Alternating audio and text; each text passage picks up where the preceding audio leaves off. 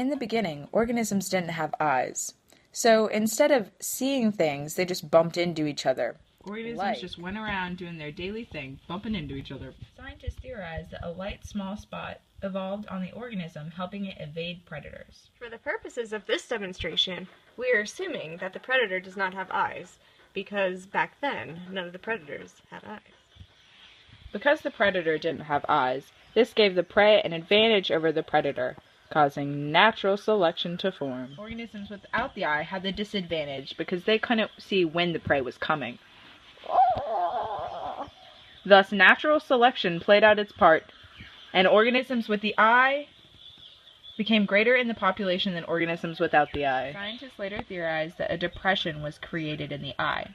They're not quite sure what it was for, but it must have been to some advantage of the organism, because it lasted longer Later, and prevailed. an aperture appeared, which allowed the organism to have better vision of its predators and surroundings. Next, the retina evolved, allowing the organisms to see full images and perceive their predators as images. Now, when the organism came into contact with anything, it wasn't afraid. Ooh, I like the apple. But when it came in contact with its predator, it was afraid. Eventually, the eye evolved into what it is now today. It evolved an eye, just like the predator, so it didn't give it any advantage over the prey. And eventually, there started to become a better vision or a better eye to give the prey or the predator an advantage. So, scientists use fossil records and evidence of other animals evolving better eyes than even we have, even humans have. Did you know that all of these organisms have eyes? The flatworm evolving first, an aquatic worm evolved a small form of eyes. Next, a chambered Noctilius, a form of aquatic organism, has small eyes right there. A jellyfish has eyes around its rim.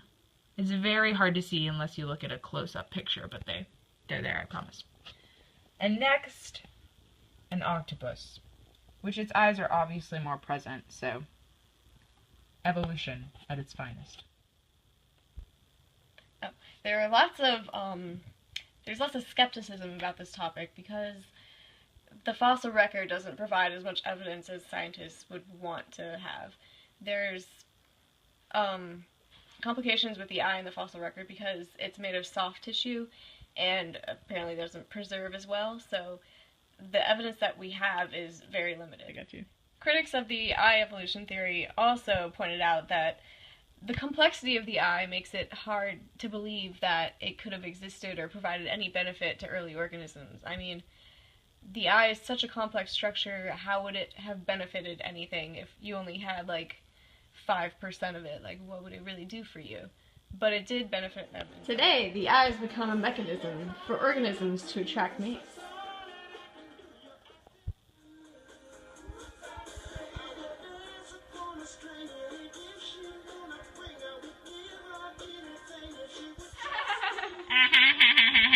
Hardy har har!